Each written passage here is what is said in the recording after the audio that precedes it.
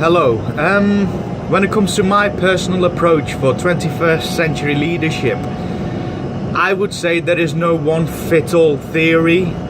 There's been many concepts that were discussed in the course which I really appreciated, because with leadership it's like a trapeze act. You have to balance to succeed. There is no one fit size solution.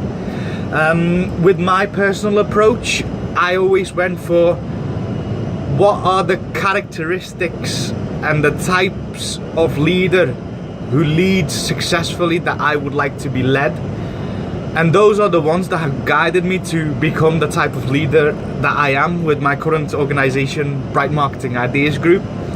It is treat others with respect, and also you have to realize that you can't do everything yourself. Every person is different. Every person in the company brings in different unique skills and characteristics that I might not possess or help and do myself. I would say it's give and take. If you've got an idea, you need to inspire them and see them grow. The best leaders are the ones that lead and make sure the subordinates become leaders themselves, because that makes a company that is full of leaders and captains who will take the organization to the next level. Because the thing with me is, what's the point to lead? It's to make a difference. It's to actually do something worthwhile and seeing the team succeed. We're all want to enjoy life, and with work and organization, it's about finishing the goal, and it's to find like-minded people. And if they're not like-minded, find out what makes them tick. So a leader needs to have listening skills to know about how to succeed. And it's also about continuous learning and improvement and investment. That's why I was doing this course in the first place with Coursera. It's a perfect to sometimes refresh yourselves, to know what are the most important things in life. What will make you a better leader? It's not a one strategy to say, are you autocratic or a democratic leader, or do you want to have goals and then do step by step? Do you as laissez-faire? None of that.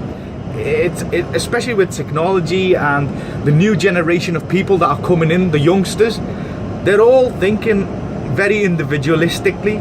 Although I'm in Asia at the moment, they are very sort of 1960s, 70s based people. But even here, I've noticed that people are changing with communication. They are seeing other people, other leaders. There's so many leaders that have inspired me. It's also, I've been very fortunate to have worked for people who have helped me in terms of where I am today. And that makes me much more appreciative to give something back to others. Because if they weren't the true leaders, my old bosses I'm talking about here, I wouldn't be here where I am today. And now I want whoever works for me to be in the same boat, to actually do something great. And the thing that stood out for me in the course was, especially with watching the videos and things like that, we're all human beings. We all make mistakes.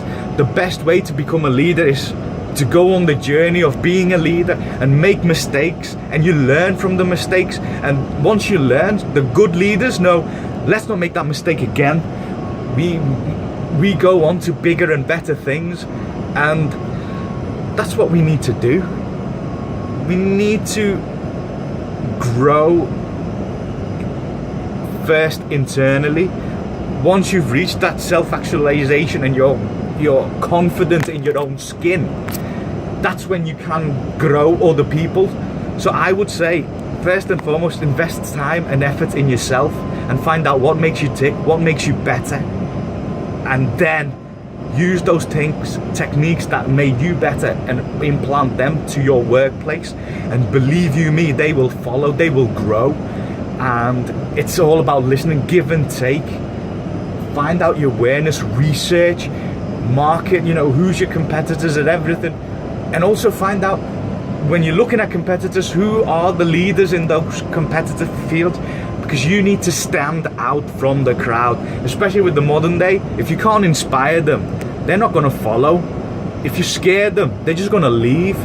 It's not just pay and performance and all the other ego boosting things you need to do with your staff. It's actually saying them, I've got a mission, I'm going somewhere exciting. Are you going to go follow me? And you know what, if you get that sweet spot right, people will follow. Leading becomes natural, it becomes easy, and trust me, it does.